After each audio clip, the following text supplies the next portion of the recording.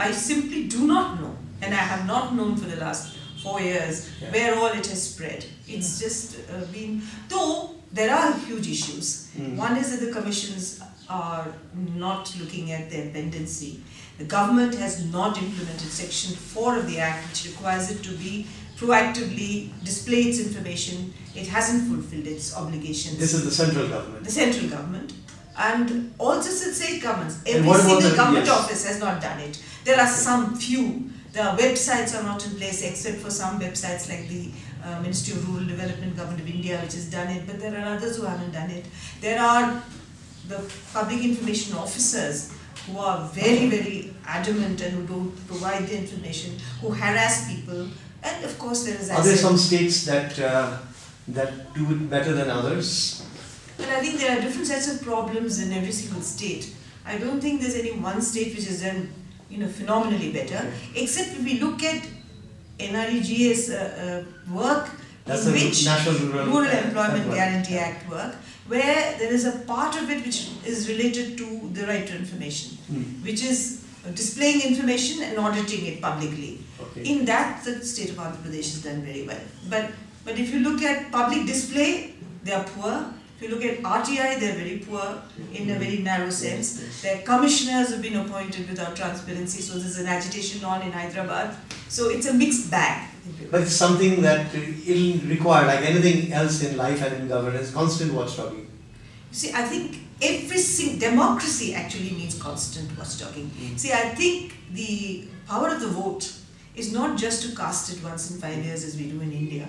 I think the power of the vote also gives you and me an obligation along with the power, and that is to monitor the way my government runs for me. And what RTI does is facilitate that obligation. So in that sense, it's something which will always be there. And actually when the Right to Information Act was passed, I thought, now I can relax. But after that work is quadrupled. Because the use of the Act, there are more problems than in the making of it. So, and then there are other areas. You mentioned the National Rural Employment Guarantee Act, NREGA, and there are other areas. Once now you've started in this path of political activism from the bottom up to change the face of Indian society in many ways. That's where it's ending, at least on the right to information front. There are these other areas that you've also now got engaged in or enmeshed in, depending on how you put it. One of them is right to work, one of them is right to employment, one of them is right against corruption, let's put it. So, do you find yourself now engaging in other areas because it's the next step after right to information work has been achieved? Actually, right to information by itself is nothing. See, right to information is being applied to a set of activities within a certain paradigm for a certain sector. So it requires a particular kind of tenacity and purpose and a detailed understanding of things function. And that's when you know where the nerve center lies. And then RTI becomes an absolutely invaluable tool. But its right to information is actually a seminal tool for democracy. And what it does is share power. And it shares power in a manner in which it doesn't matter where you're located and whom you're talking to, because this power that is rightfully that of the sovereign, the people of the country, which is vested in a system to govern, whether it's politics or the bureaucracy, then gets understood as that you're actually only a caretaker of what is the power of the people. And because I also don't agree that people can run and act in an anarchy, a government. You need a government and you need a political party which will then state its ideology and work according to that ideology. But that also needs to be monitored. Because even parties which have a very good ideology can go astray, and the bureaucracy is of course, we say in India that it is a spineless system because it will go whichever way it's pushed, maintains the status quo. So sharing power is what RTI is. You are demanding and wresting it actually, not almost sharing. So in that sense, RTI could help stabilize and make real democracy. We talk about how structures, elections itself is not, and then getting elected is not all that democracy is. So So what is missing seems to be this element, and late in the life of the subcontinent, this has entered the slipstream. Yes, it is a very important way of looking at a revolution, bringing in equality, which our constitution has given us on paper since 1951. Yeah. So to get that equality in place, and to also fight against the symptoms of maladministration and governance. And that's why in India now, the interest in governance has become a revolutionary thing. Yes. And actually it would have been dismissed 30, 40 years ago as rubbish. Because who's interested in governance should look at changing a political party. But we found in India that you keep changing your political parties and their stated agendas are very different. But in actual fact, nothing really changes. So how do you make the real changes happen? Yeah. And that's where right to information has really located itself in democracy, in the constitution. It derives from a constitutional right. Therefore, it's constitutional. It looks at parliamentary systems. It looks at the role of the parliament. The law was enacted in parliament. It was dialogued with political parties. So political parties took so on as their agendas and their manifestos.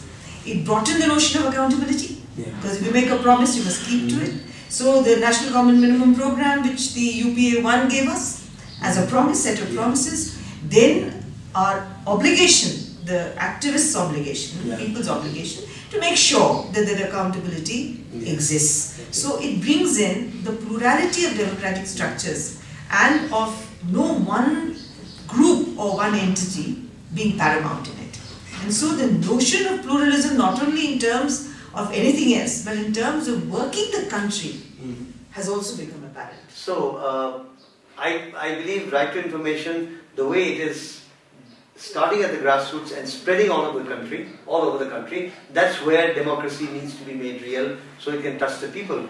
At the same time, given that so much of right to information has to do with ensuring accountability, what about accountability at the national level in India, where from our perspective in the neighborhood, we see all these massive scams of multi-billion dollars happening? Can the right to information reach those rarefied elevations as well? Actually, it has. It has. You see, the right to information is not a political movement. The right to information is a tool. So what does it do? It unearths information which would otherwise not be accessible upfront. Many of the battles that have been fought because of right to information, applications made to access that information. Then you have to fight a political battle. See, the political battles, I think the poor fight longer and more sustained than anybody else does. So the battles of the poor have been sustained over years. Whereas the battles of the big scams have to be fought by the middle class and have to be fought by the upper class elite. Because it is a battle in which the idiom is so different today, because payoffs are not in sacks of money that are unearthed from under the floor, but they are, in deals and MOUs and so on and so forth. So that awareness has also come now, and that's why we argue that you need a different structural system to fight big level corruption and to fight poor people's corruption. And therefore the understanding, and that's why a plurality of groups need to align themselves to fight corruption. You can't have one group fighting all systems. So if it is the middle class and the professional classes who also have to be alert, as the poor in large parts of India have already been, to using the right to information, is this what the Lokpal bill, as it has turned out, is this what it's all about? Because it is said to be a middle class movement, if not a conservative movement actually. But is that a response to the need for accessing right to information? Actually, the campaign began with the definition of a angst which has preoccupied India for years. I think ever since I've been young, corruption has been a topic. Always talked at home, in the chai dukans, in the third class we had these days, railway station, railway compartments. You talked about it amongst rural people, and there was always a level of corruption which frustrated normal interaction between an individual and a group and the state and the government. But what that angst really brought together was this overall general problem with corruption. The solution that they offered, the legal solution that they offered, with that the National Campaign for People's Right to Information, which is what we are, we had a lot of quarrels. We didn't agree with that kind of formulation because we felt that one law would really lead to an extraordinarily empowered and bureaucratic system. Another vertical. It would be another vertical and another policeman, in very simple terms, who would then, which could itself become corrupt.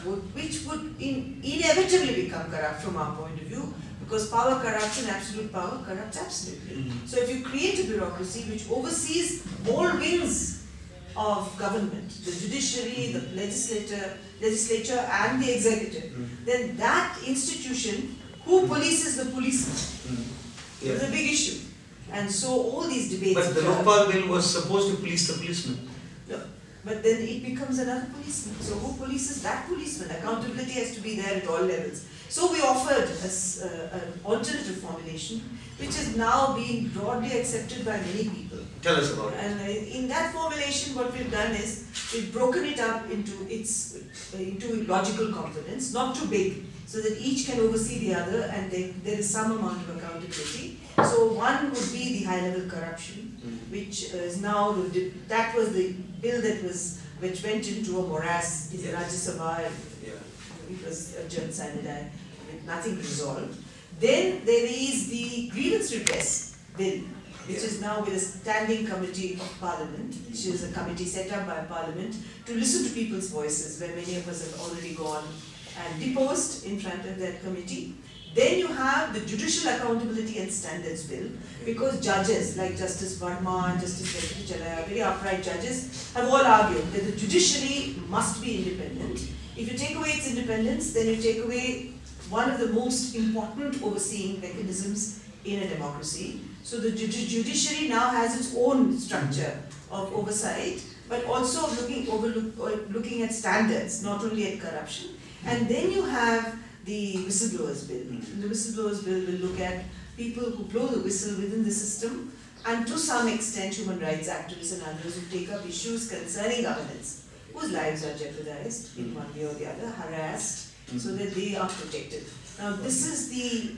So these are the different ways in which there's also a linkage between the anti-corruption campaign and the right to information campaign, because right to information has a role to play in each of these. Yes, it has. Right. But the most important thing, which is the grievance redress for us, because we sit at the grassroots, that has now become the most important spread, which will concern millions of Indians. Okay. Since we can have a system which will be created, which will not be a new bureaucracy. But the empowerment, like the right to information in India, has not created another bureaucracy. What we've done is empowered certain people within the system to act as information officers. So there will be grievance redress officers who will be given a time limit, and within the time limit they must settle the issue. If they don't, like in the right to information, there will be a penalty levied on them, and the penalty is the trigger which makes people work. And then there will be an appellate system, and there will be an appellate authority at the district level who will deal with it, but it will be time bound. If it's not time bound, then it's pretty useless. So there is a Right to Information Act which came from a Right to Information Bill.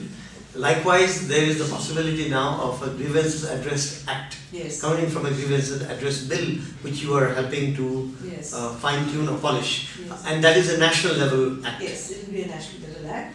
Now the debate is on whether within the Indian federal structure it can apply to all the states or not. We are arguing that the Right to Information Act could be an act which applied to the whole country. Why not the grievance redress? Now it's under debate. So let's see where it ends. So from Rajasthan, Devdumri to Right to Information and a countrywide application, and now you have sidled over to a natural growth from that area into grievances. Where else do you think you'll be led to or dragged into? I think the MKSS has a lot of things to do. Personally, I think I should look at what I can do as a retired Indian. But how does one retire when one is an activist?